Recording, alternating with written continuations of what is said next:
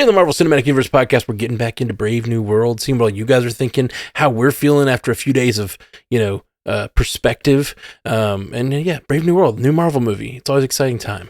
We'll be right back after this. Welcome to the Marvel Cinematic Universe podcast. My name is Matthew Carroll. And I'm Ashley Coffin. How you doing, Ashley? I'm good. I'm coming off a real good weekend. Besides all my power outages, we had the Eagles Parade, which was absolutely insane. Just a lot of good times. So it was a good week. I know your team winning the Super Bowl led to great time for you and Brave New World all at one time. And you were talking about how hyped you were during that. So how you feeling about Brave New World now that you've had a few days of perspective? I still really did like it. Okay. I've had a lot of talks. My husband really wanted to tell me everything he didn't like about this movie over and over again. He woke up in the morning. He's like, you know what? No, I just really been thinking about it. I need to tell you every single point of why there was problems here. And I was like, I can't disagree with you. I really can't. Like the things that him and other people are pointing out, there are some flaws in the story. But I just had a good time. So it was fun. It was a fun movie. It's not the best. It's not the worst. It's, somewhere in the middle. Yeah, that's how I feel. And I can't be mad at a middling Marvel movie. I like Marvel movies, and so I can't be mad at it. But I will say, the more context I had, the more perspective I had and thought about, I think I try not to put too much weight on these movies. Endgame and Infinity War are this amazing culmination experience, and I really try to bring myself down to earth and not expect that from every Marvel movie. But I will say, I think this is the first time where I'm like, you know what? I think I'm a little disappointed. Even though I like it, I do wish it had been I wish it had done more. And I wish it had done more for Sam's character. I love Sam. I want him to have great movies. And I just think about the things that were in this movie, the character work in this movie don't feel as strong to me as the character work in all the other Cat movies. Right. And when I think about those Cat movies, those moments I think about, and maybe with time and maybe with a few more watches, I'll feel differently. But the relationship between Sam and Cap, or Sam and Steve, is so strong from the first minute they're on screen. That on your left, that type. There is not a line in this movie that felt iconic enough that if they bring it back in the next movie, I'm going to remember, it feels like. And maybe that'll change. Maybe after a few more watches, I'll be like, oh yeah, there's that great runner or whatever. But there's something about the basics of character development and relationship creating that I'm not feeling in this movie. And I don't know why. I liked, and the thing is, Falcon and Winter Soldier did that. I liked the start of the relationship between Torres and Sam in Falcon and Winter Soldier, but it's just the beginnings. I liked they had a little bit of a snappy thing, and they were kind of picking on each other all the time, especially Sam picking on Torres. And then the Isaiah and Sam relationship was so deep from Falcon and Winter Soldier. So a lot of that for me carried over. But when I think about this movie and what they're doing, I don't know that those relationships felt deeper after this movie. And that's what I keep coming back to and being like, do I feel like they moved the ball forward for these characters? And I don't know that they did. I felt like the relationship between Torres and Sam in Falcon and Winter Soldier felt like a completely different relationship. I almost feel like Torres was written like a different character, because I know they were trying to make him quippy and a little hothead or whatever, but it kind of came off I was like, you better sit down, you little shit. You know what I mean? Some of the things that he was saying to Isaiah, and the way that they were going back and forth, the cockiness. And I get that it was all leading up to what happened, and him getting hurt or whatever. But I still was I felt like he was just watching Falcon Winter Soldier. He was written very differently in that. I don't know whether they were trying to emulate the Sam Steve relationship from the first one, where they're like, oh yes, it is, quippy and having a good time. But I don't know. I guess I just can't listen to the children anymore. I'm like, oh God, kids. Well, he's not a kid. You know what I mean? The way that they talk or however what they were. Because I was thinking about it again. I was like, he was super rude to Isaiah the first second he met him. And it wasn't until he knew who he was. Oh, for sure. And I was like, why would you ever do that? Now, you're in the army, you're taught respects. I thought, I don't know, not in the army. I'm going to talk myself into a hole, but you know what I mean? No, yeah. I hear you. I guess I didn't really have a problem with the way Torres was portrayed here. He was always a little like oversteppy in Falcon Winter Soldier. He was a little oversteppy with like, he kept trying to work on, or he had worked on Sam's bird costume, and he's like, hey, stay off that, you know. So I think he's always been a little oversteppy at times, but like, and he's like pushing to be the new Falcon. Whereas I don't know, I think there's just something about that, like stepping into a hero role. We trust Sam. Sam is our guy. We have trusted him since the moment he met Captain America, and then Captain America showing his trust for Sam is what makes us like, Sam kind of tapped him on the shoulder and said, hey, I need your help. Like, he went to his house and was like, I need your help. And then him stepping up and being willing to help is what endears us to Sam.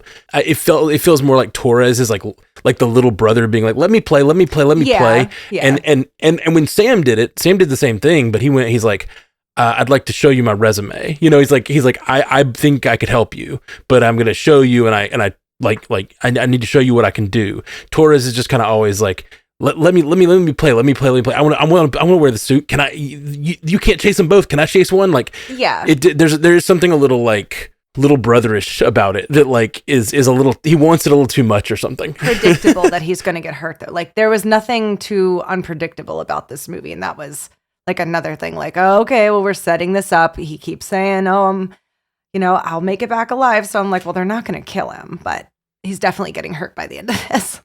Interesting. Yeah. They definitely like telegraphed. They kept telling him not to die, and so he's like, I won't die. But it did telegraph the fact that he was likely to get hurt. He's pretty burnt too. That was pretty bad. Yeah, it was. Yeah. So I do think that's one of the weaknesses of this movie, just the Torres relationship between Torres and Sam. Like, it did not make me. It did not deepen it for me, and I hear where you're coming from, that you found Torres just like a little annoying. He's lucky. Yeah. He's adorable though. Yeah. Oh, he is adorable. Yeah. Because I didn't mind him being there. I'd just be like, shh. And I like the one character that I feel like they really did a lot of work on. Well, two characters, I guess. And it to the point that it feels almost like their movie, which is terrible. They did a lot of work on Ross's character and the leader's character. Like, those are the characters that got developed. And it's interesting because in Marvel movies, traditionally, one of the biggest things we've talked about over the years is like not getting enough from the villains. And I don't think that's the case here. I think we got two really interesting villains that remained alive, and one of which is willing to pay his debt to society so he could make a turn and become a hero. And the other one is also in the raft and could break out and be a future companion to Doom or companion to whoever is the next big bad. Yeah. So Samuel Stearns is around. Like, I like that they built out that part, but I don't know. I think back to all the Cap movies, and they're all big Cap movies. You know, they're all about Captain America and his role and him stepping into it. And I feel like since Falcon and Winter Soldier did that work a lot. This, bringing it to a broader audience, did not do that work, I feel like. And that is disappointing to me, because I think it's underserving the Sam character when you come into the broader audience. And I'm a little worried that it's just anti-woke bullshit, because they're saying like, well, we don't want to focus, like the big struggle he had in Falcon Winter Soldier was this like racial element, and we don't want to over-focus on that because this is supposed to be a big movie for 4 quadrants or whatever, you know? Oh yeah, they definitely pulled back. Yeah. You can tell it feels like different, right? It definitely does. Stuff. Yeah, which I'm sure it's not the same director, right? So one of the same writers. And I think it's one of the same writers and then a different writer as well, I think. Yeah. So it does feel like they pulled back, and I don't know if that's something they decided to do. They feel like they already told that story and they want to tell something different. But I mean, still felt like they were telling the Winter Soldier story though. So for doing something different, they kind of didn't. Right. Well, no. Yeah, I'm talking about different from Falcon Winter Soldier. Yeah. But it isn't that much different than the other Cap movies.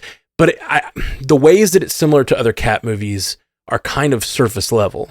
Like the other Cap movies, the first one is all about like who is Steve Rogers and him like step and then like we learn who he is, and he's this like scrappy guy who's I can do this all day. Like that's him. He doesn't like bullies, and it's all about that. It's all about his willpower. He doesn't really change in that movie, but then the next movie is about like him becoming disillusioned and taking down the government, the thing that he's worked towards and for his whole life, and striking out on his own. And then the next movie is about trying to stand firm in his being on his own, even when everyone else is telling him he needs to stop standing on his own. And like, those are big, interesting things for that character to go through. And I just keep trying to think like, what is Sam's arc in this movie? He stopped a Hulk. I guess his arc in this movie is going to be, he's going to put the new Avengers team together, but he's going to step into more of like the leader role. And I know the movie didn't exactly give us that, I guess. I don't know. That's somewhere in the middle there. Right. I see what they're doing. Yeah. Like it feels like things happened to Sam and he did things, but I don't know that his character had a big change. Like every other Captain America movie felt like it established or changed the character very strongly, you know? And of course, the first Captain America had that great love story that ends so beautifully. I don't know. Yeah. I think that's my issue with it. I like what they did with Ross and Stearns, and the other parts of the movie feel a little underserved, and that's disappointing. We were laughing so hard about the Stearns thing because Ken was like, they took him down with star 69. And I was like, what do you mean? He's like, yeah, the most genius guy in the world didn't think, oh, maybe they could just star 69 my phone number and find out where I am. And we laughed about that for like 10 minutes. Well, what are you talking about? When that's how Sam kind of tracks down where he is in the layers. They just call that phone back that he used to send out the Manchurian candidate signal. Yeah, no, but I don't think that was, I think that was part of his plan, if I'm not mistaken. Guess. I don't know. He seemed pretty upset that they showed up. Maybe. Yeah, I have to go back. I need to rewatch it. I'm going to rewatch it this week. Like, I really want to see it again because I want to like, I think the movie is about, like, I'm trying to decide what it's about from Sam's perspective. Like, what is his arc? That is what I'm really trying to understand, because I understand it for all the other Cat movies, and I'm just trying to understand. And like, I think it's about Sam a big part of his character is being empathetic and caring about people, even if they're standing on the other side of an issue, and trying to he always tries to talk them down first. Like that is a Sam quality. He is the guy who's been like a counselor for all these years, and he sees these people as, you know, flawed people who are maybe even hurting people, but like he thinks he can get through to them, you know? Yeah. He always thinks he can get through to them. And I love that about Sam. And it's like, can he get through to Ross? I think is like the thrust of this movie is Ross redeemable? And can Sam, even in the face of the Hulk, can Sam stand by his guns and say, like, I'm not gonna like try. Well, I don't know. It's like, I want to say like, I'm not gonna try to kill you, but it's not that he can't. He's not that he chooses not to kill him. He just can't kill. Probably couldn't do that. Yeah. Well, it's like if they had organized some way for him to take down the Hulk, like he has the shot. See, this I'm rewriting it now, but like this is the thing I needed from this movie. Is like I need the moment where Sam makes that choice. Like in this movie, he talks him down, yes, and that is beautiful. That is what Sam does. But like he didn't have another choice. It's not like it's not like they had some anti-gamma gun trained on the Hulk, and he's like, "Don't do it. I'm gonna talk to him first." Like it's not like he made that decision. He just had no other choice because he can't kill the Hulk, so he had to appeal to the Ross within the Hulk, you know? That even might have made more sense if that is when they brought Betty out. Like, Sam's like, "Get over here, girl!" And she's like, "Daddy, no!" I really thought, when they said that 5 minutes till we get reinforcements, I really thought we were going to get something interesting in those reinforcements, like Betty or another hero. Like, I really thought we were going to get something out of that, other than just... You know, we didn't really get anything. It's just that a bunch of cops, come in or whatever. Which historically not the best thing to surround the Hulk with, you know? Right. Not a good idea. What are you going to do? What is that's the thing. 5 minutes till reinforcements. I need like 5 minutes till some sort of weapon that can kill a Hulk. Like that's what you need in that moment. Yeah. Do we have a Veronica? Right. We don't have a Veronica, apparently. No. Veronica... She got destroyed pretty bad. Yeah. But, it's been this long. You'd think someone would have put it back. Done something. Done something a Wakandan Veronica, since Wakanda is now just taking over everything. Yeah. And they're the Tony Stark. Like, oh, where did you get that suit? Oh, we called the Wakandans. Super. Yeah. Very convenient. Can you call Wakanda to get me another suit? Exactly. That's what I've been like, please. Yeah, exactly. And now he's got to take his suit back to Wakanda to get fixed. He's like, hi guys, sorry. I did stop the raging Hulk president. Is that okay? I also, I don't know. It's like, I like who Sam is, but I don't know that he changed. And I don't know that who he is, which is the guy who has empathy and talks across the battlefield and tries to win over the person he's talking to, like that I don't know that came across. Instead, it just felt like this is the only way to take down a Hulk is to convince him to stop raging. I need a lullaby. Yeah, sun's getting real low. Like it literally felt like the whole movie was reverse engineering that he needed a lullaby to calm down the Hulk, Well, maybe this wasn't the movie where he needs to change, because I feel like he went through so many mental struggles and changes in Falcon and the Winter Soldier, and now we have the Captain America that they said he was right. We were writing and that Steve wants him to be, and he's finally stepping into his own and doing it his own way. So like maybe this is kind of that movie where it's like, okay, this is the person who we need to get the team together and to kind of lead the new team, right? Because even though he's not a super person, he still was able to keep his even stretch. That's what I'm saying. Like, we either needed a changing character, or we needed to securely say who he is. And that's the problem for me. Like the first like I was saying, the first Captain America didn't change. He is Captain America. And I think him choosing to go down over the ice instead of choosing Peggy he can do this all day. Like that is his moment. He has the moment to be like, I could try to go home, or I can keep the fight going, even if it means I lose everything. Yeah. And he chooses to lose everything. And that's what we needed. And I'm going to rewatch it, but from my like perspective of 4 days later, I don't know what he chose in this movie to do that meant he was that character, that Sam Wilson character. He was that Sam Wilson character, but it wasn't a choice. It was just who he was, who he continued to be. Right. And he needed to have his ethos, that sort of like empathy above all, tested to its limits, and then choosing that empathy. Like that's what he needed, to me, to be that character. Ross had the moment where he's like, I'm a raging Hulk. I'm very angry at the world. I'm being physically attacked. Can Captain America's words get through to me? Have I truly changed? Like he had that moment where we're like, okay, Ross is showing he's truly changed. That makes for an interesting character moment. Stearns turns himself in because of Captain America's like machinations and moves throughout the movie. Stearns has to turn himself in. And he says, he's like, because of you, I'm having to turn myself in to make all the stuff I want to happen.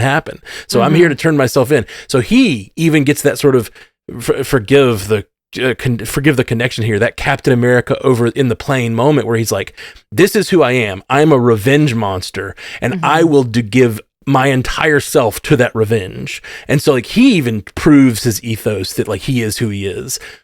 But then we don't get that for Sam or Torres or Isaiah.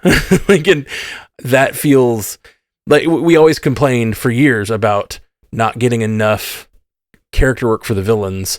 And in this case, I feel like they kind of abandoned the Marvel strategy they used for 15 years, which is like focus on the heroes, make the hero's journey matter.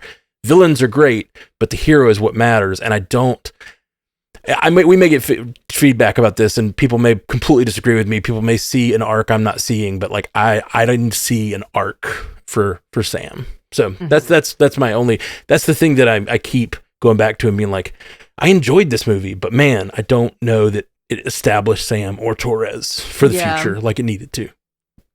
Okay. Sorry. No, I'm processing. I do think it sets him up in a good way to just keep going down the path that he is going on, because there's so many chances and times at this point, even every time they bring the serum up, I'd be like, can somebody please get me some of that? I am like done with this, but he doesn't. And he probably could at any point get that serum somehow, you know? Well, yeah, I think that's probably true. We'll see what happens when Doomsday comes and things get a little wild. The only thing we know about the serum, like it does seem like the serum is rare, because the whole power broker thing, they only had so many vials. Most of them got smashed, and John Walker got the last one. So like, there's no serum in the world as far as we know, unless but Zemo destroyed that lab. Like someone can figure it out again, but it took like 80 years for someone else to figure it out. So like, I don't know. I don't know. Marvel, make it happen. Marvel, make it happen. But overall, I think the movie is fun. It's like I said in our first take, like I think it's a fun Marvel movie, but I think my expectations are high, and I think they're deservedly high because I love this character. This series has been such a winner for Marvel, like the 3 Captain America movies so far, and it feels, this one feels a little underserved, just for the main characters. I feel like. I think I went in with lower I did lower my expectations a little bit. Right. You know, how can you kind of not? But yeah, there was a lot of bad press around this movie, so I think I think I had lower expectations too.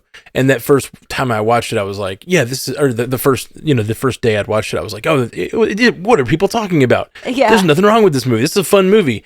But the more I sat with it, I'm like, it feels like a movie that just sort of went through my ears or went through my brain, and it's out. And I'm like wondering if anything from this movie will feel important to reference in the future. Yeah. You know? Adamantium. See, and that's the thing. Is like that is the Marvel problem. That people talk about the Marvel issue of being villains and stuff over the years, and then they talk about it being like lack of creativity or like being all too the same. There's lots of complaints about Marvel. But to me, if you hang your movie on look at the references we made, that means nothing to me. Like I don't care. Yeah, it's cool that Adamantium is there. Adamantium. Animaniacs. Animaniacs. The Animaniacs. I don't know. I really don't want to be down on the movie. I enjoyed a lot of it, but that is the thing that, with 4 days of perspective, keeps bouncing around my brain. I still can't really, like, even the bad guys' plan. I hate it when it's like these genius dudes, and then their plans are just like, I'm gonna microdose you into a Hulk, and I'm like, but what was that? Like, sure, you turned him into what he hates, but like, you couldn't have figured another way out of there in 16 years. That's the nitpicking. If I just start to nitpick the plan. Well, I think the idea is he promised he would let him out once he was president. Is what they said. So he made him president, and he still didn't let him out, and so that's when the plan was sort of like. He had this backdoor plan. Well, okay, if you don't let me out, I'm gonna take another 15 years to. Well, no, it's like that. That's when he did it. He just became president.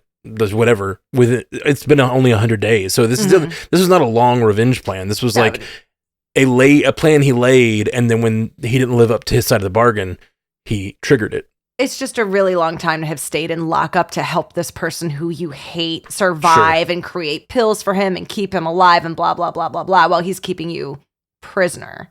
Yeah. And then you're just like, now I'm going to get out. I agree. And I think that's the way they wrote it works, but like it does feel, it's definitely a long time to sit in a basement. If you're the smartest being in the world with all this probability, you could probably figure something else out. I agree with that. And instead he's like, I'm going to Mars attacks everybody with that song. Oh, God. It was funny. Yeah, that's fun. Well, I don't want to overfocus on the negative. I want to hear what everyone else is saying, because I'm excited to hear what everybody else is saying about this movie. Get to some Patreon feedback. Yeah, let's do it. We got a lot of Patreon feedback. Hey, Jam, I've got some Brave New World feedback. First, a pro tip. Marry someone who thinks it's cool to see Captain America on Valentine's Day. We got a babysitter, so we could pull our classic move, grabbing a few appetizers and cocktails before catching the new MCU movie in IMAX on opening night. And we had a great time. Only way to do it, IMAX. Yeah. My biggest complaint is the classic show me, don't tell me. I feel like adding some scenes at the beginning showing Harrison Ford as Thunderbolt Ross dealing with the fallout from Harlem and showing what was happening with Ross and Sam Stearns while the Celestial was emerging would have been better than the 5-minute news clip and some chunky Harrison Ford dialogue they used to recap those prior properties.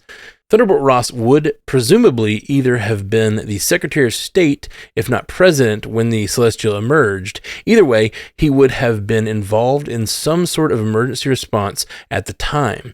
Good writing and another 20 to 30 minutes could have made this movie less reliant on big exposition dumps. I'm sorry to be negative. Overall, the movie was plenty of fun, and we enjoyed the ride. I am a fan of Mackey's Cap, and I am looking forward to seeing him lead whatever version of the Avengers he assembles. 3K, niche. Yeah, I think you were also saying that it could have been just a little longer. Yeah, I was. There's just certain things that they could have really explored in this movie, and that's one thing about the Ross character that I am more and more. So what Nish is talking about, them showing Samuel Stearns, they wanted Ross to come out of this movie the sort of a hero, because I think they have purposes in the future. They want to use Harrison Ford's Red Hulk as a cool, like, go-to anti-hero in the future. And I think if they had shown those scenes at the beginning of the movie, like I mentioned this on our first podcast, like, he tortured this guy in a basement for 16 years. Like, if you start the movie there, it's really hard to redeem the character. If you start it in this like sort of amorphous, like he's a guy who just wants to change. It's like, does he? Because he hasn't let that guy out of the basement yet, you know? Right. Yeah. I know he had to have that heart attack in Civil War for him to start seeing things a little bit more clearly. I mean, I love how they use that line to be like, this is me changed. And that's where we were kind of taking off from with this version of Ross, because, you know, he's done a lot of them for like pretty bad things. Right. And so the movie ends in this place where you think Samuel Stearns is this bad guy who wants to bring down this sort of guy who's just trying to change, but like, no, Ross held him in a basement for 16 years. And I really feel like that is like under focused on, to the point that it makes it like, it'd be one thing if Ross, we got a like, maybe what Nisha's saying could work if we got the perspective of Ross and we were like, he's holding him there, but he truly believes he's like he's a terrible menace and wants to do terrible things. Maybe he has been holding him in the basement, but also Samuel Stearns he's foiled Samuel Stearns' plans to destroy the world a couple of times or something like that. Like, yeah, he's holding him, but like, there's also some reason he thinks he's dangerous. Well, he's also just using him for the pills. Well, the pills and the power. He's using him for like becoming president. Yeah. At the end of this movie, I feel like they're wanting us to think that Ross is a man who's truly changed. And I just, like, if I really look at the case laid out, like, it's not, he hasn't truly changed, you know? I don't feel that either. I'm with you. Yeah. And that is a bummer. And I think Nisha's point is totally taken, that would have been a better way to express these scenes. But if they'd done that, we would have had to actually like look. It's the show don't tell. The reason you tell is to make people less emotionally attached. Like, we don't feel Stearns's like pain for those 16 years. Right. We just think, oh, look at that really crazy looking guy who wants to do evil things, you know?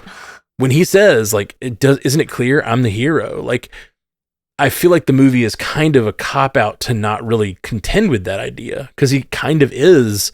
He's trying to stop this guy who won the presidency on the back of like trapping a superpowered individual in a basement for 16 years. Like, he kind of is the hero, but I don't think the movie wants us to feel that way, and that's kind of disturbing. Yeah. Mm-hmm. All right. Thomas McNeil, another one of our patrons, says, New York check-in and cat movie thoughts. Hey, team. It's been a while since your man on the ground in NYC checked in. Unfortunately, I didn't catch any of the Daredevil filming while I was out and about. Yeah, Thomas, 12 years ago, I guess.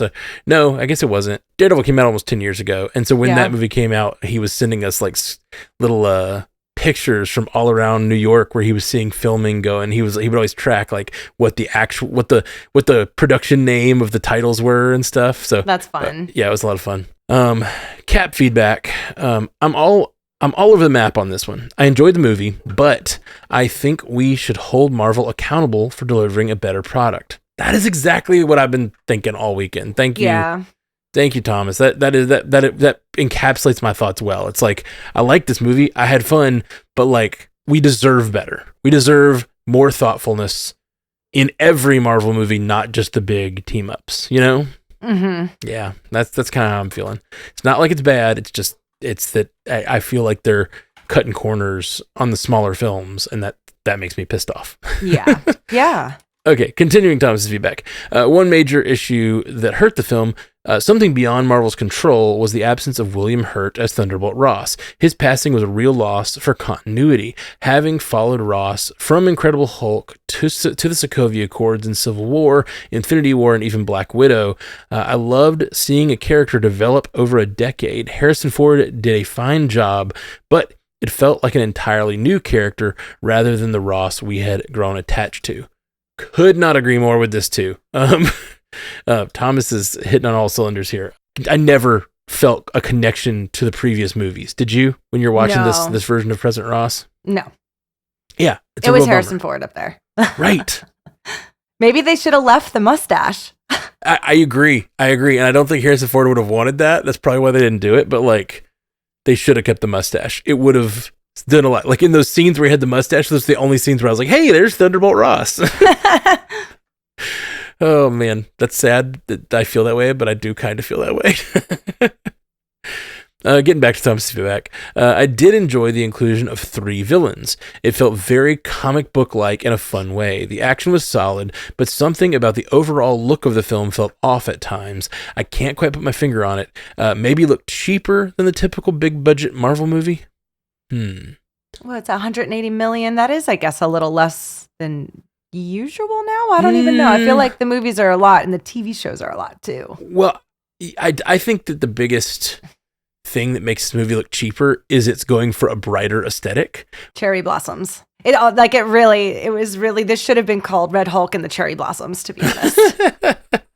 Red Hulk and the cherry blossom explosion. I think like it's funny. We often complain a little bit about the kind of dreary tone of. We don't complain much, but the Russo brothers have a very distinct look to their movies that is kind of gray. You know what I mean? Like the movies look gray, and it's like 5 movies or 4 movies, and they all kind of look gray. With the exception of the airport fight. The airport fight pops, but like the rest of the movies kind of have like this gray, we're a spy thriller aesthetic. And I think that this movie was trying to do something different, which I respect. But for some reason, I think bright movies that are full of CGI look cheaper. Yeah. I don't know why. Maybe that's why I have a problem with Avatar. I'm like, look at all these blue people. Yeah. And it's so bright and it's colorful. I'm like, this is a cartoon. I'm literally watching a cartoon. Yeah, it is. And then I get how good the CGI is, but to me it just looks, I'm watching an animated movie. Let's just call it an animated movie. But they don't. Right. Right. It is. There's a fine line, and sometimes it feels. I think that gray aesthetic that the Russo's brothers have fallen back on all this time kind of aids in that like suspension of disbelief a little bit. You don't when those bright colors are there. It makes you. It just takes a more skilled animator and I don't know, skilled direction. And I don't know that this, like, I see what Thomas is saying there. Yeah. The pink on the red, that's all we kept saying at the end of the movie was cherry blossoms. Cause he's so red and it's nothing around but pink and it almost gets a little muddy. Interesting. The color wheel. Yeah. Color wheel. That's a good call. If he would have been a green Hulk, do you know how gorgeous that probably would have popped? Yeah, like big decisions like that. I understand that cherry blossoms in DC are beautiful. They are but like, stunningly beautiful. You have to choose your character to pop against the background that they're on. And I do think that there is a problem there. And I think that's part of the problem. I mentioned those scenes that look so terrible, when we did our first take on this. And like, there's some scenes that just look awful, and it's because they're so brightly lit and it's hard in a studio when you're trying to take a character and drop them in on a bright background to make that look realistic, to make the sun look like it's hitting Sam's face, or it's backlighting him while you're in a studio. And so all these green screen and effect shots just don't look right. Right. That's why movies lean on darkness and grayness to like sort of do that stuff. And it sucks because I think I love a movie to have color like this, but when you do it, you have to be careful with the CGI and the compositing of the green screen stuff. Yeah. Okay. Katie Lisbeth, another one of our patrons, says, instant reaction to your instant reaction pod for Captain America Brave New World. First of all, I appreciate how much you all continue to hype this movie, even when the haters were posting articles trying to tank this movie because haters are gonna hate. But pandas ride hard for the fandom. Thanks for hyping this movie, especially for people who really need and want Sam as our new Captain America. Those are America's pecs. Ashley, how did you like seeing Cap's obligatory Marvel shirtless scene in IMAX? Katie and I were like, why are you putting a shirt back on? Why are you putting a shirt back on? You could just leave that off. You could just leave that off. Why would you go back to that? You could just leave it off. Both of you and Torres. Just why are you even wearing shirts? It was fabulous. Second, I do think the Navy and Air Force battle scenes were great. It was a good way to showcase Sam's piloting skills. That's a really good point. I loved the action. I thought that looked great. I like Top Gun already, so I was like, yes, bring in the planes. And it is like, it's where Sam belongs. Like Sam was like an Air Force project. Like he's used to that exact environment, dealing with these sorts of dogfights over like aircraft carriers. Just felt right for Sam. In his bird costume. When Red Hulk was fighting on top of the White House, at least one of the pilots firing at him should have said, target angry, target angry. Also, President Red Hulk attempting to take down an aircraft using a flagpole with an American flag attached. Folks, we could start a whole new pod about that moment. I had thoughts. The most fantastical part of the movie is that Red Hulk, aka President Ross, chose to resign. Those are facts. Thanks, Jam. Oh, he's talking about that's quoting us. That's the most fantastical part was him choosing to resign. Yeah. Finally, as someone with a bunch of friends in the counseling and mental health careers, I majored in social work adjacent field. I appreciate Sam taking his clinical social worker or licensed professional counselor credential out of his back pocket and using it as part of his power set. It's so important to show that dealing with inner turmoil of the villains is just as important as handling them with pure beefy Marvel muscles. Also, seeing a black man as a counselor/social worker is also so important for representation. P.S. I also love how you all threw the Thunderbolts trailer in for your post-credits discussion. Love you 3000. Yeah, this movie got me the trailer this week and this movie got me hype for Thunderbolts. I'm very ready for Thunderbolts. Me too. Yeah, I'm sorry, Katie. I feel like the beginning of your feedback here, you're talking about how you're glad we were up on this movie, and we are. But I feel like we've been a little more down this episode of the podcast, unfortunately. Just a little bit more honest. You can't come out. I cannot sit here and say like this was the best thing ever. I wanted it to be, but yeah, and we did. I don't think we said that in the first one either. But I think there's a certain excitement the first night. Like I don't like saying honest because I don't feel like I was being dishonest last time. It's just that like there's a certain excitement level when you go see the movie the first night. And it's been a while. I feel like since we've had a movie. Yeah. Been since Deadpool and Wolverine. It's been almost a year. So I mean 8 months or whatever. That's long for Marvel. And so it was exciting to go to one. It's exciting to visit the world. It's exciting to see Sam Wilson again. It's an exciting time and movie, but there are issues, and I don't think we ignored those issues when we talked about it the first time. But like I don't know, sitting with it a few days, I've just started to feel certain issues weigh on me. And like, opening the podcast today, we talked about a lot of those, but that's not all we felt about the movie. I think we all felt a lot of positive things too. Yeah. Well, the feedback agrees with us as we start to go down. You'll see there's people are being very honest. Well, good. I think it's important discussion as Thomas said in his. I think like we have to hold Marvel to the fire about making movies that are truly like worthy of what they've put together. They've put together this amazing universe, and like you did Endgame. Endgame's amazing, and you've done a few great things since then. But Shang-Chi and Loki are like, WandaVision, like those are some of the best things. Like they're just some of the best things. Yeah. In the entire Marvel Cinematic Universe. But you got to up your game a little bit on these Marvel movies. Like we do it. I hate to say it. Like I'm the guy who's been saying we can't expect every movie to be Endgame. But I do think we have a right as fans to expect every movie to be well thought out. Give me arcs. Give me purpose behind all of the things, the character decisions. Give me purpose behind the movie, Do we believe in a lot of, like, I know that they were going back and forth about the rewrites and the story changes. And Mackie was like, no, most movies get reshoots or this or that. Did it feel a little disjointed and like story-wise, like maybe they changed some stuff like right at the last minute? It will be interesting to hear more about that now that the movie's out, if we ever hear, because like, there were definitely changes. It sounds like that entire first act was different because the first act was they got rid of the guy who was originally playing the leader of the Serpent Society and they completely replaced him. So all that stuff with Giancarlo Esposito was supposed to be a different actor. Oh, that's right, the WWF guy or whatever, yeah, right? Yeah, like a wrestler was supposed to be playing that. WWE, that's how old I am. Yeah, same. I'm also that old. But yeah, so that all changed. I don't know if that all changed in such a way.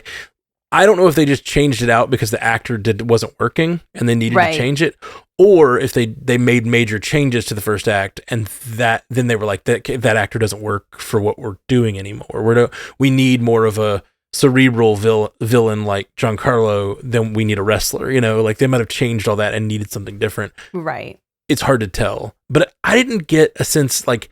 There's not major moments in this movie that I'm like, well, that wasn't planned. Like they dropped that thread. The threads are all followed up on. To me, some of them just aren't followed up on satisfactorily, but they don't feel. Yeah, it doesn't feel disjointed. Like even as much as Falcon Winter Soldier did. Like we knew certain things just got dropped from that in the middle because of some of the major changes they made. Well, I also feel like the social commentary from Falcon and the Winter Soldier felt diluted in this and really not even brought up too much, and that was weird, like coming off of the show so strong like that. So I wonder if after there was an almost assassination of Donald Trump or whatever happened there, whatever you think happened there, they were like, maybe we need to like pull back a little bit. I don't know, but I do think whatever little changes they made at the end, it might have suffered just a little bit too much. Yeah, no, if that's what they removed, some of the character work that Sam Wilson needed to go through, then that's why the movie suffers for me. Like that may be the case. Some of that stuff, it does feel weird that they brought in Isaiah and they mentioned that the government treated him poorly, but it's such an exposition dump. It doesn't feel emotionally like load bearing to the movie. Right. Mm-hmm. Yeah. So yeah, I'm like, was there a subplot that was a little more aggressive with the racial politics of the movie, and then that got excised, and that's one of the big things about Sam's story that's missing, because if that, it does have some of the same writer, it has one of the same writers that worked on Falcon Winter Soldier, like we talked about this at the beginning of the cast. Maybe they think they already told that story, and they're trying to move on and tell a Cap story that's not just about his race, which not that Falcon Winter Soldier was only about his race, but like it was largely about, that's a big part of the decision he was making to whether to become Captain America or not. But he's made that decision, and maybe it would be like redundant to do that again, Yeah. But I still feel like there could have been more direct acknowledgement that that's part of why people see him differently. And maybe I missed it. Maybe in a second watch I'll see it more, but I didn't really see that in this movie. No, I feel like only once Ross was like, "You're not Steve Rogers," when I kind of expected that to be happening a little bit more. Well, and that's the thing. He says, "You're not Steve Rogers." He doesn't say like, "You're a black man." Like, you know what I mean? Like it's a lot more direct. It's less racialized, which like good for Ross, but like it also, it was so racialized in Falcon Winter Soldier. It feels sort of just like a dropped thread, like we were talking about. Right. Exactly. For it not to be touched on here at all. I mean, even if it was just like someone came at him with some racial bullshit and he's like, we've dealt with that. Like I'm here, deal with it. Like this is your Captain. I am Captain America now. Like I'm not listening to the haters. Like that could have still Falcon, been. That always makes me laugh when the kid says that. Yeah. There's an interview with Harrison Ford where someone says, "What's it like to be in the new movie with Black Captain America?" And he's like, "Well, I just think he's Captain America." They didn't say that. Yeah, they said that in an interview. Wow. Yeah. You like people who should know better. Yeah, you never know what's piss off your interviewee pretty quickly. Not a great way to say that. Yeah. All right, let's see. Up next we got Doogie H. Our friend Doogie says, "Hello, Matt, Jeff, and Ashley. I enjoyed BNW. Really, I did. I was like 95% of a good to pretty good movie. However, all I keep thinking about is the other 5%, the bad and the boring. I think what's going on is the movie is 0% special or memorable, which in my opinion amplifies the faults, the movie's faults. What are your thoughts? Your favorite whore, Doogie." That's his last name, by the way. Yeah, it's my favorite. I agree. I mean, that's what we were saying. Like, there's nothing. It was just a fun Marvel movie. It didn't do anything new or special. Yeah, which is really unfortunate for a movie that could have had such a different perspective and like, it's a new era. They could have played. I mean, like, I really feel like Falcon and Winter Soldier did a lot of the work this movie should have done. I mean, the idea of all the people coming back from the snap and like what that means and the world in turmoil and there's a new Captain America trying to put it all right. Like, that's all really cool. And I love that in Falcon Winter Soldier. We watched it last week. It's so much fun, but it feels absent from this movie. And this feels like a world. I mean, the Tiamat thing is interesting that they included it, but I felt like the Tiamat thing didn't matter as much. It'll matter in the future. And I guess right. We're going peace treaties or something. I don't know. Yeah. I think in the end they signed peace treaties and like I think peace won out in the end, but what does that mean for the adamantium? Like, we don't know. Adamantium was not, it's not like a post-credit sequence of them starting the Weapon X program. Exactly. Like, I was so pissed at this thing's post-credit scene. I remember I texted you guys right when I got out and I was like, well, that was a waste of time. Because of course, like, what did he tell us at the end? Nothing. He's like, ooh, things are coming. No shit, Yeah. Well, he used it as another moment to allude to the multiverse, which, I mean, we know is coming. It's not even just coming. It's been here. We've been watching it, the multiverse saga, for 2 phases now. Very long time. Yeah, like we're You're at not the telling end. me anything, big brain. Yeah, well, this is the thing. Oh, God, I'm frustrated because this just goes more to the idea that we haven't gotten this interconnected universe. We have been through 2 phases of the multiverse saga. Mm-hmm. This is supposed to be the multiverse saga, and we've got like a little bit of Kang in there. Deadpool came into our universe and did some fun things, but barely. Mm-hmm. And then there's some incursions kind of creeping around the edges. Yeah. To me, it's like we're entering phase 3 of the multiverse saga in a few months, and that should be like the crap has truly hit the fan. That should be almost like Secret Wars has already started. Like, things are really going crazy. But instead, we're going to get 4 or 5 more movies before that's like the true multiverse war is happening, Yeah. So next year, I guess it's just next year, but it's felt long. Yeah, it feels long without. It's like you're calling it the multiverse saga, but it's really just like, let's spend 2 phases introducing a lot of ideas and that kind of curtail to the multiverse, and then we're gonna have like, it feels like phase 6 is going to be an actual multiverse saga with Fantastic Four, Doomsday, all that stuff. Will feel multiverse saga-esque, but right now it does not feel that way to me. Agreed. And this movie, like, it almost pisses me off, like, that Samuel Stearns would even mention the multiverse, because it's like, I understand that's part of his. He could think about it and think that, like, you have your whole character's been based on revenge. You have one moment with Captain America who you're pissed at. And what are you going to say to him? By the way, I've been doing a lot of philosophy in my head, and I realize that eventually heroes from different universes are going to fight. It's like, that Really is such a cool. weird thing to say. Why aren't you talking about the revenge you are going to take out when you get out of there? Because you're going to get out of there. Like, that would have been cool, at least. I see why they didn't mention Zemo at all in this one, because God, he was the best villain. And he was just a guy. You know, he didn't have a big brain. Yeah. He laid out this amazing plan. It ruined everything for the Avengers. It dismantled them. It continued on into Falcon and Winter Soldier, where he wasn't exactly the baddest guy in there, but he was still getting stuff done behind the scenes. And he was just a guy in the end, kind of. Like, he's rich or whatever, but he was just a guy. And then we have this smart guy who's like, multiverse, I think, you know? And I'm like, oh my God, get out of here. Yeah. It feels like Stearns is kind of like book smart, whereas, you know, there's a lot of street smarts in Zemo. Hence and the Star 69. Yeah.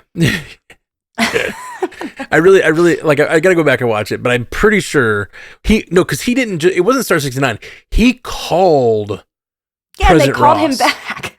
Well, I know, but he called him from the bunker where he knew he was imprisoned. Like, he wasn't out yet. Like, that was on purpose. I appreciate the joke. I think it's funny, but like, I don't know. When Sam and them showed up there, he was like, how did you get here? Well, he's mad at Sam because Sam wasn't supposed to come. Remember? Yeah, but Sam picked up the phone and they're like, boop, boop, boop. And then they got the phone number and were able to trace the coordinates of where it came from. Okay. Just watch it again. Rewatch.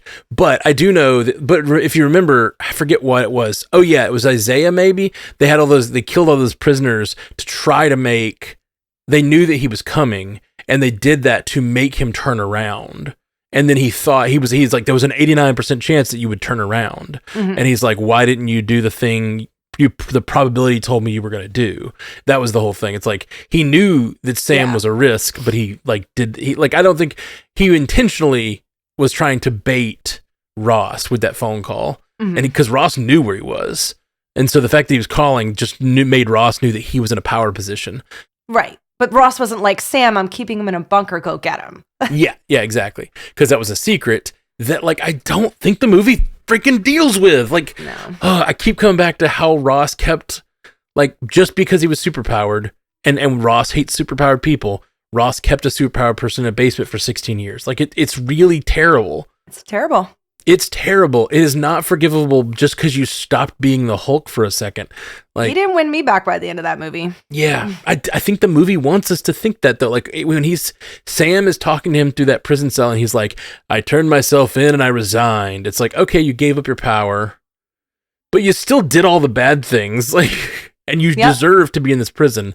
And it feels like, to me, like they're going to like call him in to be in the new team with Sentry or whatever. Like, oh God. Yeah. Like the Thunderbolts. I'm really wondering, I know that the Thunderbolts look like they're going to be fighting Sentry in the new movie. I'm really wondering if there's going to be more to that team. Like, they're supposed to be rebuilding the Avengers. So what if Sentry is just one of those Avengers? Like, Sentry is the Superman, then they pull in the Hulk, and they pull in like a few other, and it's the Dark Avengers, and the Thunderbolts are like the scrappy team trying to face off against these like Dark They're like Avenger the new types. Guardians.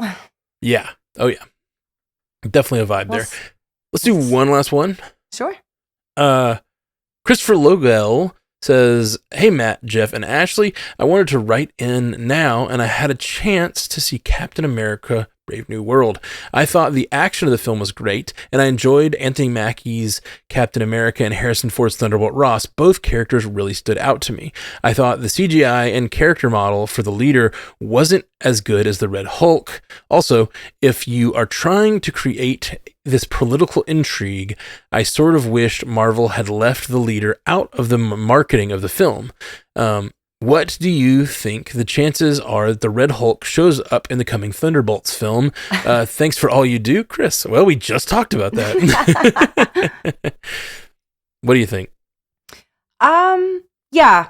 I think that they should have left the leader out of the marketing. I feel like there was something else I said that there was like, why did they show that? Oh, I guess him even turning into the Hulk. Like, why did you guys... Imagine if they didn't tell us that and then it just happened and that was the plan. And then you'd be like, oh, wow, that plan's crazy. Instead of being like, well, We know somebody's doing it to him. And the second you see the Yep. pills, you're like, well, okay, it's definitely the pills because that's not a pill bottle. That looks like a Victorian, from the 70s pill bottle thing. Yeah. It's not like doctor prescribed. You're totally right. And I think that this, like, all of my complaints about this movie not feeling like it did enough and it felt pretty paint by numbers would have probably been assuaged if we did not know this had a Red Hulk in it. Yeah. If we knew that, like, Thunderbolt Ross is the president and we knew that something was going on in the background, if we didn't know about either of those villains and we only knew about Giancarlo Esposito, and that's how the movie starts. Like, he's sort of the bad guy they're chasing, and then we have to build toward who's behind all this, and it ends up being Stearns and Ross. And like that, we knew that from the beginning. Like, we didn't know the exact, like, how Stearns connected to Ross. And then that reveal that he, like, kept him in the basement feels like it's underplayed. Like, all the big surprises in this movie were in the trailer. And I hadn't really thought about that until now. Yeah. But I'm very much with Christopher here that, like, this movie really suffers from me knowing everything going in. Like, even my, like, hype level that I had coming out of the movie, and we talked about how much fun it would have been so much higher if I had no idea that Harrison Ford was going to be Red Hulk. Like, if we just knew, he became president, and we know that in the comics he's Red Hulk, but, like, that's not going to be a thing. Oh, that would have been... Especially with them casting Harrison Ford, I never in a million years would have thought he was going to turn into a Hulk. Right.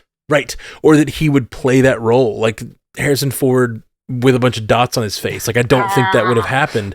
Him doing all those, like, the behind the scenes stuff we've seen of him, like, transforming is him, like, going all out and being a Hulk. And I would not have expected it. They should have kept that a secret. It's all CGI. Like, why did they tell us? Because they were afraid people weren't coming. I guarantee it. They cut their nose off to spite their face, or however you say that, because they're like, if we don't, people aren't just going to show up for this, blah, blah, blah, blah, blah. I think if it would have looked like so much more of an espionage one if they showed us the Ruth character, if they showed us Giancarlo and just, Sam, and made it seem like it was going to be a very just grounded, and then to throw a Hulk in there out of nowhere, everybody would have lost their minds. Yep, I totally agree. And this thing, when you worry so much about your opening weekend that you don't worry about people's experience in their seats, it's a problem. It's a problem. It's a problem for longevity of the franchise. And, like, if we don't have great experiences every time, like, if that would have been surprises for us, we would have remembered forever seeing Red Hulk show up. Instead, I saw Red Hulk show up in a trailer 6 months ago or whatever, and I've been like, actually, I saw Red Hulk in a McDonald's toy a year and a half ago or whatever, because they screwed up their deal with McDonald's. They put the toys out when they thought the movie was coming out a year ago or whatever. Maybe that's why they did it. I think that might have been it. That's what leaked that he was going to be in this movie, was that. I'm just finding out now from you telling me, so I wouldn't have known. Right. Even if, like, early on when the trailer came out, if you remember, they did the Red Hulk, but they didn't show his face in the first trailer. You saw his foot or whatever. And it's like, even if they had done that and we didn't know it was the president, and maybe they give us a different character that, like, we think could be the Red Hulk instead, even though we all know it from the comics. Some people don't know it from the comics, for one thing. Secondly, like, maybe they give us a misdirect where they're like, oh, they're gonna like, Harrison Ford doesn't want to be the Red Hulk, so they're gonna make his vice president or his henchman or whatever. He's gonna be a guy who, like, runs the Red Hulk instead of being the Red Hulk, and then like he turns into the Red Hulk and shocks us all, or at least, like, give us a little bit of plausible deniability. But I went in knowing almost every beat of this movie, every big surprising beat of this movie. I knew the leader was coming. I knew the Red Hulk was going to be there. I knew Giancarlo Esposito was probably going to lose in a fight in that car scene where we'd seen in all the trailers. Like, yeah. And then they expected you to remember everything from the 2003 Hulk? Like, yeah, 2008. Sorry. Yeah. But why would if you didn't see that movie and didn't even start your Marvel journey until the MCU started, you're not going to know what that is or who that is. That is not the right character, Yeah. Well, and I think that's the thing. I think, like, they could have made that cool. Well, Yeah, see, this is where the writing process is tough, because you're sitting here thinking about it like, yeah, why didn't they save Samuel Stearns? It's like because they needed exposition time to explain to you who he was. Well, that's the thing. Here's what you do: you introduce Samuel Stearns earlier in the movie, and then you wait for the reveal to be that, like, okay, Cap finds Samuel Stearns in this bunker, but he doesn't know who has been keeping him there, right? And then he thinks that Red Hulk. See, freaking, I just hate when I can sit here for 10 minutes and come up with like structurally why this movie would have worked better. Like, if it would have worked better if you have Samuel Stearns in the very beginning of the movie, he finds him, or maybe the middle of the movie, but has no idea what the pills are about, has someone working on the pills, figuring it out, and then like at some point in the movie, it's revealed, the big moment is revealed that the president that we've been thinking, is he going to change? Can he change? Will he change? What will make him change? No, he has been keeping a freaking guy in the basement, and he's been taking Red Hulk pills, and he is both a bad guy and he's about to have Hulk powers, and we're all like, oh my gosh. And maybe he knew about the Hulk powers all along. He's like, he's willing to deal with the fact that he has powers for me, but not for thee. You know, like, I can have powers. I don't want other people to have powers. And he's just been like building up. He's like, it's a dangerous world. He's afraid to die. Right, he's exactly. Got a weak heart. And he's been micro hulking. Yeah, he's been micro hulking. Exactly. It really, like, that would have, and then just make freaking Red Hulk the bad guy. Have the balls to make Harrison Ford the bad guy of the movie. That would have given Harrison Ford a role I've never seen Harrison Ford really be a bad guy. Like, I'm sure he's done it. Where has he done it? What Lies Beneath? What Lies Beneath? It's a scary one. I don't want to give anything away. It's him and Michelle Pfeiffer. Okay. I'm remembering vaguely that movie. I remember the name, but I don't know if I ever saw it. So I've just never seen him do that. And so to have him do like, I'm trying to do the right thing by my daughter, and I'm going to win my daughter back, and I want to be a good man. And then especially after so many people have been watching Shrinking, and he's this sweet old man, and like, you're like, oh, I love Harrison Ford. And then like, he's like, does the turn, and then hulks out, and you didn't expect it at all, and you're like, that would have been amazing. I would have loved that movie forever for the experience it gave me in the theater. Instead, I went in knowing every beat. Mm-hmm. Just from the trailers. It's not like I knew every beat because I did a bunch of internet sleuthing. This is in the trailer. It's in the trailer from 3 months ago. They did it. Bad choices. Yeah. So the thing about these movies, the marketing is part of it. And they have to make decisions in the marketing that lead us to have great experiences in the theater. If they had shown, I don't remember what the Endgame trailers looked like, but if they had shown, you know what they did? I think they do show Captain America like standing. They show Captain America standing against Thanos' army, which is one of the best scenes. But they don't show the portals. You know what I mean? Like, they don't show everything. You gotta have a surprise. Because one of the cool things about the trailer, I'm remembering it now. In the Endgame trailer, he's standing there, but he has a full shield because they didn't want to spoil the shield breaking. Lie to me, Marvel. Don't give me everything laid out on a platter. Taking the Hulk out of the trailers for Infinity War, or putting him in. yeah, putting him in. I want to be able to sit with these movies and stare at the trailers and try to figure them out and misdirect me, make me feel like I know stuff I don't know, and like just save a big surprise. Big surprise. Just one.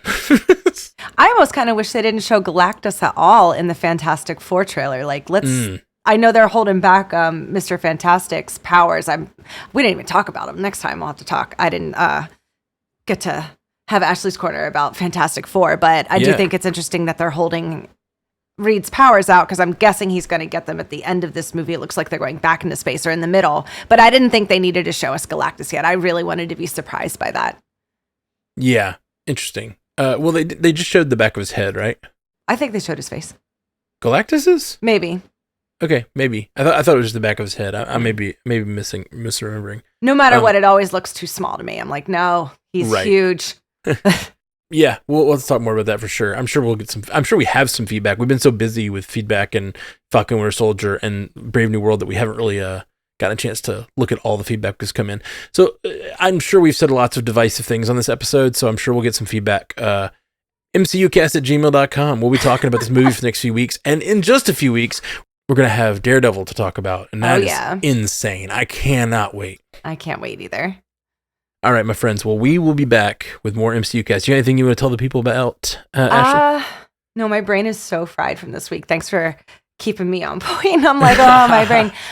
No, just check out Bill and Ashley's Terror Theater. We were supposed to record yesterday, but I lost power all day. Damn. We're recording about, we're doing a whole episode for David Lynch, and we're going to do Firewalk with me. So I thought it was very fitting that I lost power because there's a whole thing with winds and electricity and stuff that all go in with David Lynch. So I wasn't even mad about it. I was like, this is the most David Lynch thing that could have happened. David Lynch, like his spirit stopped you from. Yeah, he was recording. Like, Ashley, we're not doing it today.